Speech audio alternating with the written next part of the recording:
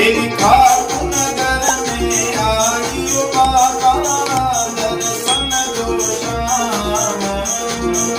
तेरी खाटू नगर में आई ओ बाबा दर्शन दो श्याम।